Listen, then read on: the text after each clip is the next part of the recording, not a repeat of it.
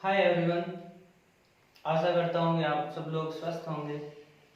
ठीक है, आगे अपन बात कर रहे हैं चैप्टर सेकेंड की। चैप्टर सेकेंड में दो क्लास पहले ही हो गई है, पार्ट फर्स्ट और पार्ट सेकेंड। ठीक है, सेकेंड पार्ट के बाद आज अपन बात कर रहे हैं पार्ट थर्ड की। ठीक है, थोड़ा लेंथी पार्ट है इसलिए अपन इसको पार्ट में डिवाइड कर रहे हैं। ठीक है, अपन ने बात की थी सबसे पहले पुंकेसर की संरचना के बारे में। उसने बोला था 2 पालियां और 4 परागपुट उपस्थित होते हैं। ठीक है, परागकोश की संरचना के अंदर उसकी भित्ति की भी बात की थी, जिसमें 4 स्तर थे। सबसे पहला स्तर था आपका अधित्वक, दूसरा था अंतःस्थिशियम, तीसरा मध्य परत और चौथा था टेपिटम। ठीक है, जिसमें से 2 परतों के कार्य प्रमुख थे। दूसरी परत जो थी अंतःस्थिशियम, उसका कार्य अपन ने बोला था परागकोश स्फुटन में मुख्य रूप से वो क्या होती है, भूमिका निभाती है। और वहां बोला था उस एकल स्तर की जो कोशिकाएं होती है उसके अंदर अल्फा सेलुलोज की क्या पाई जाती है, यू आकार की रेशेदार पट्टियां, जिसकी वजह से वो कोशिकाएं आर्द्रताग्राही प्रकृति की होती है। और आर्द्रताग्राही प्रकृति की होने के कारण ठीक है उन कोशिकाओं के शुष्क होने पर उनमें क्या खिंचाव और तनाव उत्पन्न होता था और परागकोश का क्या होता, स्फुटन होता था। एक और इंपॉर्टेंट परत थी जिसका नाम क्या था, टेपिटम। टेपिटम आंतरिक, सबसे आंतरिक परत थी, एकल परत थी। और उस परत की कोशिकाओं की भी कुछ विशेषताएं थी, जिसमें एक पहली विशेषता बहुकेंद्रक की होती थी और पोषक पदार्थों से भरी होती थी। पोषक पदार्थ क्यों थे कि उसके जस्ट अंदर की तरफ कौन होती थी, लघु बीजाणु मात्र कोशिकाएं या फिर परिवर्तनशील लघु बीजाणु। उनको पोषण प्रदान करने का मुख्य कार्य कौन करती थी, टेपिटम करती थी। टेपिटम के कार्यों की भी बात की। कार्यों में अपन ने एक तो प्रमुख पढ़ा ही था, लघु बीजाणु मात्र कोशिकाओं और लघु बीजाणुओं को मतलब पोषण प्रदान करना। दूसरा अपन ने उसमें पढ़ा था कि तेलीय परत होती है, जो कीट परागित पुष्प होते हैं उनके अंदर जो भी परागकण निर्मित होते हैं उनकी बाह्य चोल के बाहर की तरफ एक तेलीय सुगंधमय परत पाई जाती है, जिसे अपन क्या नाम देते हैं, पॉलन कीट। ठीक है, वो पॉलन कीट कहाँ हेल्प करता है, तो परागण के समय जब परागकण किसी कीट की सतह से संपर्क में आते हैं, तेलीय परत होने की वजह से वो परागकण उसकी सतह पर चिपक जाते थे और एक कीट जब एक पुष्प से दूसरे पुष्प पे जाता तो दूसरे पुष्प की वर्तिकाग्र पर उस परागकण को पहुंचाने का कार्य कर देता था। तो पोलन कीट का भी विस्तृमण मुख्य रूप से कौन करती है, टेपिटम। तीसरा प्रमुख कार्य पड़ा था कि ये जो टेपिटम कोशिकाएं होती है उनके अंदर गोलाकार प्रकृति की या वश्य प्रकृति की गोलाकार संरचनाएं उपस्थित होती है, जिन्हें अपन क्या नाम देते हैं, प्रोयूबिस्काय। और ये प्रोयूबिस्काय क्या करती है, अपने अंदर स्पोरोपोलिन का संचयन करती है और किसमें बदलती है, यूबिस्काय में। और यही यूबिस्काय परागकण की बाह्य परत, जिसका नाम क्या है, बाह्य चोल, ठीक है, उसके निर्माण को क्या करती थी, कंप्लीट करती थी। ठीक है, स्पोरोपोलिन के बारे में पढ़ा था। ये पादप जगत का क्या है, कठोरतम पदार्थ। जंतु जगत का कौन सा था, इनेमल था। ठीक है, तो ये सब चीजें अपन ने पढ़ी। उसके बाद अपन ने पढ़ा था पराग कण या अपन बोले लघु बीजाणु चतुष्क। ठीक है, जो भी लघु बीजाणु बनते थे, ठीक है, अपन ने बोला था लघु बीजाणु जनन प्रक्रिया द्वारा क्या होता है, मुख्य रूप से जो लघु बीजाणु मात्र कोशिका थी उसमें अर्धसूत्री विभाजन होता। द्विगुणित मात्र कोशिका कैसी थी, द्विगुणित अर्धसूत्री विभाजन होने से एक से कितने बनते, 4 लघु बीजाणु।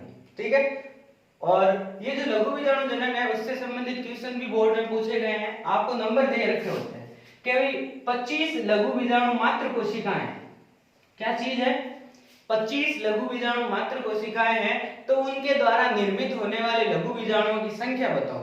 तो आपको पता होना चाहिए 1 से 4 बनती, तो 25 से कितनी बनेगी, तो 1 से 4 बनेगी, 25 को अपन मल्टीप्लाई करेंगे 4 से, तो कितने लघु बीजाणु बनेंगे, 100। ठीक है, दूसरा क्वेश्चन किस प्रकार आता है कि 100 लघु बीजाणु बनाने में कितनी लघु बीजाणु मात्र कोशिकाओं की आवश्यकता होगी। उस समय अपन को क्या करना होता है, इसको इससे डिवाइड करना। ध्यान रखना, लघु बीजाणु मात्र कोशिकाओं से लघु बीजाणुओं की संख्या ज्ञात करनी है तो क्या करना है, गुणा। और लघु बीजाणुओं की संख्या से लघु बीजाणु मात्र कोशिकाओं की संख्या की गणना करनी है तो अपन को क्या करना है, भाग करना है। ठीक है, ध्यान रखना, हमेशा ये चीज ध्यान रहे कि एक जो लघु बीजाणु मात्र कोशिका, लघु बीजाणु मात्र कोशिका, उससे कितनी बनती है? 4 लघु बीजाणु बनते हैं। एक से कितने? 4 लघु बीजाणु। ठीक है, तो अपन को बोलते भाई कि भाई 10 लघु बीजाणु मात्र कोशिकाएं हैं, तो 10 को किससे गुणा करेंगे? 4 से। तो कितने हो गए लघु बीजाणु? 40। पूछ ले 40 लघु बीजाणु बनाने में कितनी लघु बीजाणु मात्र कोशिकाएं आवश्यक होगी? तो इस स्थिति में लघु बीजाणु की जो संख्या उसके अंदर अपन किसका भाग देंगे? 4। ठीक है, आई होप ये समझ में आ रहा होगा। ठीक है, लघु बीजाणु जनन के बाद में अपन ने पढ़ा था जो चारों लघु बीजाणु बनते हैं वो एक संरचना में या चारों के चारों आपस में जुड़े रहते हैं, जिसे अपन क्या नाम देते हैं? लघु बीजाणु चतुष्क। ठीक है, चतुष्क में चारों लघु बीजाणु जो हैं किस पदार्थ से जुड़े रहते हैं? तो कैलोज नामक पदार्थ से क्या रहते हैं? जुड़े रहते हैं। और चतुष्क के प्रकार भी पढ़े थे, जिसमें सबसे पहला पढ़ा था अपन ने चतुष्फलकीय, जो कि मुख्य रूप से द्विबीजपत्री पादपों में मिलता है। दूसरा पढ़ा था समद्विपार्श्वीय, जो मिलता है आपके एक बीजपत्री पादपों में। उसके बाद 3 और प्रकार पढ़े थे, क्रॉसिक, टी आकार और रेखिक, जो अलग अलग मतलब पादपों में मिलते थे। ठीक है, चतुष्क के बाद में अपन ने बात की थी लघु बीजाणु और परागकण में मुख्य अंतर क्या होता है। बोला था लघु बीजाणु चतुष्क में चारों लघु बीजाणु कैलोज नामक पदार्थ से जुड़े रहते हैं। ये कैलोज पदार्थ जब कैलेज नामक एंजाइम के संपर्क में आता है तो चारों के चारों लघु बीजाणु एक दूसरे से क्या हो जाते हैं? पृथक हो जाते हैं। अब इनको लघु बीजाणु नाम नहीं देके अपन क्या नाम देते हैं? परागकण। ठीक है, तो ये सब चीजें अपन ने पढ़ी थी। आज अपन बात करते हैं परागकोश स्फुटन। ठीक है, अब आपको वापस याद आना चाहिए जो 4 परतें थी उनमें से कौन सी परत परागकोश के फूटने या अपन बोले स्फुटन में सहायक होती है?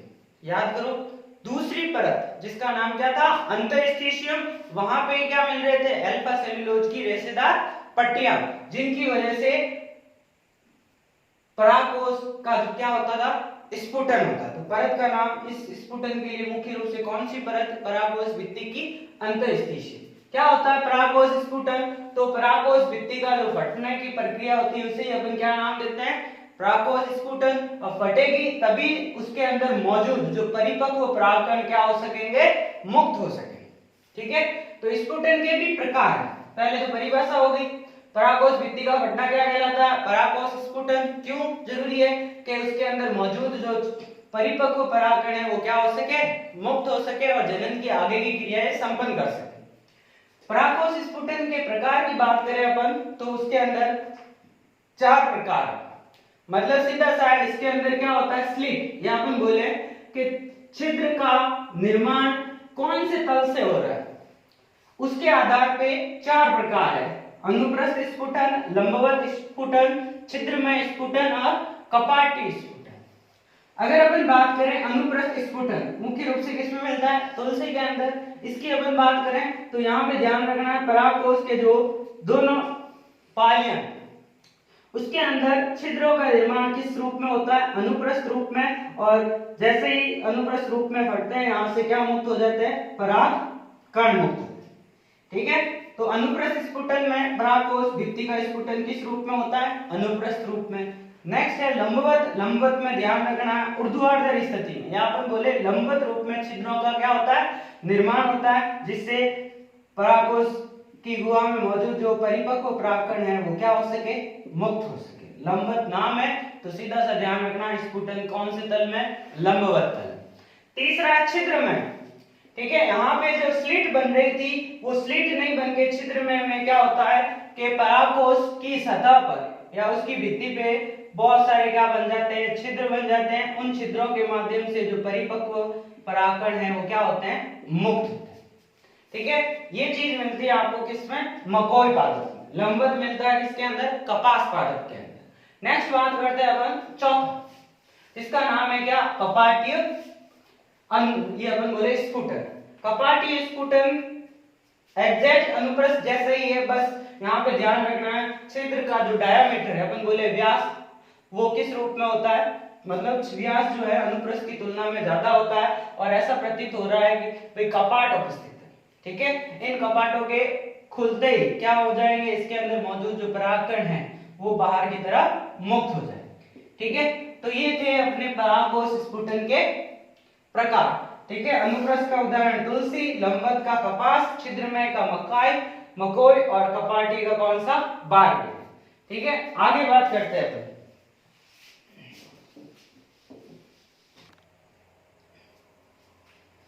अगला टॉपिक है अपना कौन सा, नेक्स्ट है नर युग्म को उद्भिद। ठीक है, नर युग्मक जो पादप में बनता है उसी को अपन नर युग्म को उद्भिद नाम देते हैं। और पादपों के अंदर नर युग्म को उद्भिद जो है मुख्य रूप से किसे कहा जाता है, पराग का, जो कि क्या होता है मुख्य रूप से अगुणित। ध्यान रख लेना, ऐसा क्वेश्चन भी आता है कि पादप में नर युग्म को उद्भिद को क्या कहा जाता है, पराग का। ठीक है, जो कि लघु बीजाणु जनन की प्रक्रिया द्वारा निर्मित होता है। ये जो परागकण है इसके अंदर स्टार्टिंग में क्या होता है, एक केंद्रक उपस्थित होता है। ठीक है, परागकण के अंदर ये जो केंद्रक है समसूत्री विभाजन द्वारा क्या करता है, दो केंद्रकों का निर्माण करता है। ठीक है, ये अगुणित है, ये दोनों केंद्रक भी कैसे हो गए, अगुणित। ठीक है, अब इसके बाद क्या होगा, इन दोनों केंद्रकों के बीच में क्या होगा, भित्ति का निर्माण। जैसे ये नीचे वाला केंद्रक है, ये ऊपर वाला, यहाँ पर किसका निर्माण शुरू हो गया, भित्ति का निर्माण। जैसे ही भित्ति निर्मित हुई तो इस परागकण की संरचना में अब दो कोशिकाएं दिखेगी। एक जो होगी बड़े आकार की कौन सी, काय कोशिका, और दूसरी जो छोटी और अपन बोले लेंस के आकार की कोशिका होगी कौन सी, जनन कोशिका। काय कोशिका क्या करती है, मुख्य रूप से पराग नलिका के अंकुरण में क्या होती है, सहायक होती है, जबकि जनन कोशिका आगे विभाजित होकर दो नर युग्मकों का क्या करती है, निर्माण करती है। वापस रिकॉल कर ले, नर युग्म को अगुणित परागकण को कहा जाता है। इसमें सबसे पहले केंद्रक विभाजन होता है, उसके बाद भित्ति निर्मित होने से दो कोशिकाएं बनती है। एक तो बड़ी सेल जिसे अपन काय कोशिका नाम देते हैं, कहाँ काम आती है, लघु बीजाणु या अपन बोले परागकण से पराग नलिका के निर्माण। दूसरी जो छोटी कोशिका होती है उसे अपन जनन कोशिका कहते हैं। इसके द्वारा दो नर युग्मकों का क्या होता है, निर्माण। ठीक है, चलते हैं आगे बढ़ते हैं।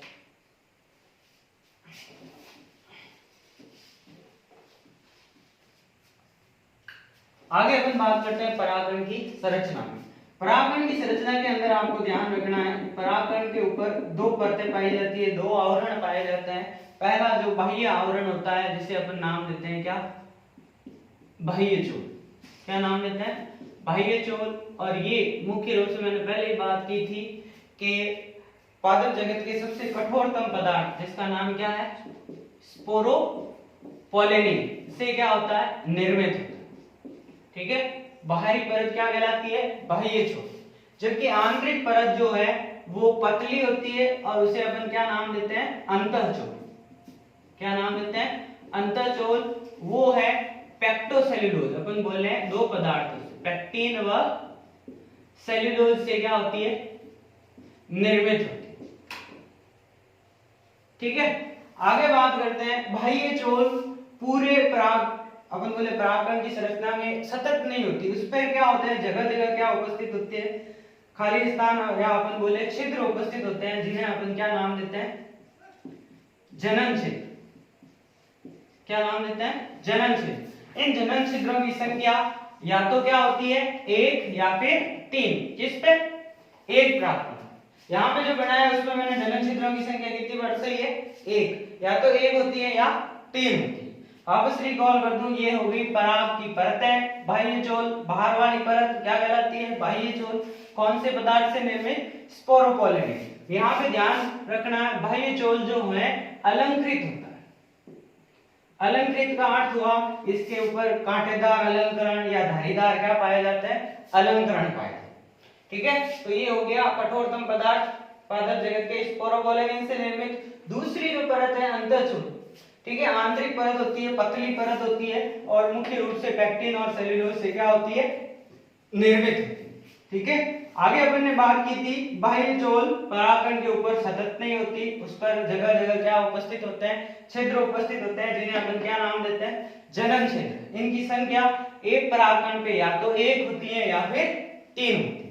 यहीं से क्या होता है, जब भी परागकण का अंकुरण होगा तो जो अंतःचोल है वो किसका निर्माण करेगी, पराग नलिका का। जनन छिद्र से ही पराग नलिका का क्या होता है, अंकुरण होता है। तो ये थी अपनी कौन सी, परागकण की संरचना। ये तो भित्ति के बारे में हो गया।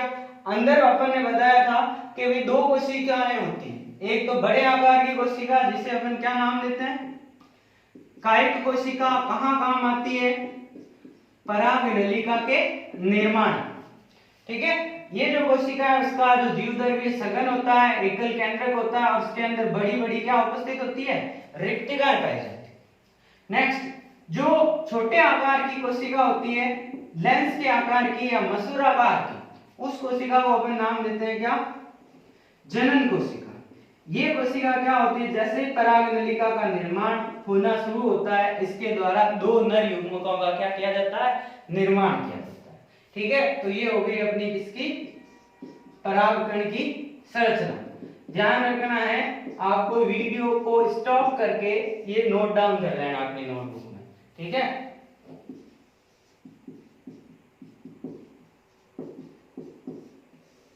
चलिए आगे बढ़ते हैं।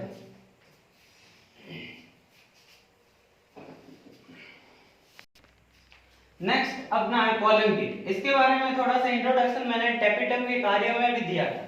क्या बताया था वहां पे कि कीट परागित जो पुष्प होते हैं उनके परागकण का जो बाह्य चोल होता है उसके ऊपर भी क्या पाई जाती है, तेलीय परत पाई जाती है। इस तेलीय परत के बारे में तो बताया ही था। ठीक है, इस तेलीय परत की वजह से उसके अंदर क्या होता है, ये तेलीय परत है जिसके अंदर खुद की क्या है, विशिष्ट गंध, जिससे परागकण को विशिष्ट रंग भी प्राप्त होता है और तीसरी चीज प्राप्त होती है इससे चिपचिपापन। ध्यान रख लेना, ये अपन किसकी बात कर रहे हैं, कीट परागित जो परागकण होते हैं। कीट परागित का अर्थ क्या हुआ, ऐसे पुष्प जिनमें परागण की क्रिया किसके द्वारा होती है, कीटों के द्वारा। उनकी बाह्य त्वचा, ये अपन ने पहले ही बताया था कि कौन सी परत है, बाह्य चोल। ठीक है, बाह्य चोल के जस्ट ऊपर चिपचिपी तेलीय परत होती है जिसकी वजह से इन परागकणों की विशिष्ट गंध होती है, मतलब स्मेल आती है, विशिष्ट रंग होता है और क्या होता है, चिपचिपापन। ठीक है, अब इस तेलीय परत को ही अपन क्या नाम देते हैं, पॉलन किट। क्या नाम देते हैं, पॉलन किट।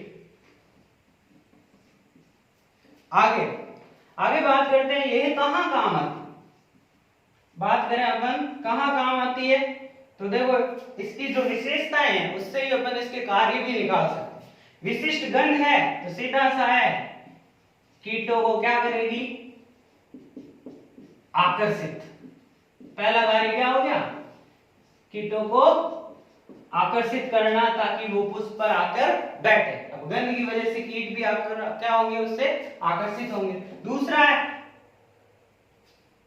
दूसरा अपना कार्य देखो, इसके अंदर सेकंड नंबर है क्या, विशिष्ट गंध। विशिष्ट गंध की वजह से क्या होगा, विशिष्ट रंग भी आकर्षित करने में काम आएगा। तीसरा जो कार्य है चिपचिपापन, तो कीट की सतह से चिपकाने में सहायक, किसको, परागकण।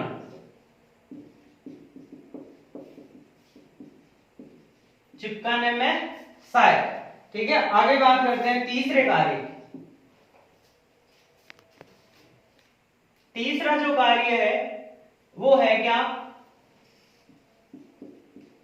परागकणों की पराबैंगनी किरणों से क्या करना, रक्षा करना। ठीक है, तो ये हो गई बात किसकी, पॉलन की। बताया था किसमें पाया जाता है, ये भी लिख लो, कीट परागित पुष्पों के परागकण पर क्या होती है, तेलीय परत होती है जिसकी विशिष्ट गंध, विशिष्ट रंग और क्या होता है, चिपचिपापन। विशिष्ट गंध और विशिष्ट रंग होने की वजह से ये क्या करता है, कीटों को आकर्षित। ठीक है, चिपचिपापन होने की वजह से परागकण जो है वो कीट की सतह से आसानी से चिपक सकती है। और तीसरा जो कार्य है, तेलीय परत होने की वजह से ये क्या करती है, जो यूवी रेज है, अपन बोले पराबैंगनी किरणें हैं, उससे क्या करती है, रक्षा करती है किसकी, परागकणों की। तो ये हो गया अपना क्या, पोलन किट। चलते हैं नेक्स्ट टॉपिक पे। तो आज की क्लास में अपन ने पढ़ा सबसे पहले तो परागकोश का स्फुटन, परागकोश भित्ति किस प्रकार पड़ती है, उसके 4 प्रकार पढ़े थे अलग अलग पादपों में अलग अलग प्रकार के। उसके बाद अपन ने पढ़ा था नर युग्मकोद्भिद, पादपों में नर युग्मकोद्भिद कौन कहलाता है, अगुणित परागकण। ठीक है, परागकण के बाद अपन ने उसकी संरचना पढ़ी, 2 कोशिका की संरचना होती है। ठीक है, उसकी भित्ति के बारे में पढ़ा, 2 परतें होती है भित्ति में, बाह्य छोल और अंतःछोल। ठीक है, उसके बाद अपन ने पढ़ा था परागकण की संरचना हो गई। उसके बाद लास्ट टॉपिक पढ़ा था पोलन किट। पोलन किट में भी अपन ने बोला था कि तैलीय परत और उसके कार्य भी अपन ने पढ़ लिए। ठीक है, तो यहाँ पे जो क्लास ऑनलाइन चल रही है उस पे एक चीज तो ध्यान देनी है कि पहले तो जो भी चीज बोर्ड पे लिखी हुई है उसको आप अपने नोटबुक, घर पे जो भी नोटबुक है आपके पास फ्री, उसमें नोट आउट करें। ठीक है, और जो मैं बोल के सुना रहा हूँ उसको समझने की कोशिश करें। ठीक है, और अगर टाइम नहीं मिल रहा है, मतलब कि जल्दी जल्दी हो रही है यहाँ पे बोर्ड पे चीजें, तो उस टाइम आप वीडियो को पॉज करके अपने फोन के अंदर ही क्या ले ले, स्क्रीनशॉट ले लें, ताकि उसको बाद में नोट करने में क्या हो, आसान। ठीक है, आशा करते हैं सब लोग स्वस्थ होंगे। आगे की क्लास अपन कल करेंगे, आज के लिए इतना ही। Thank you.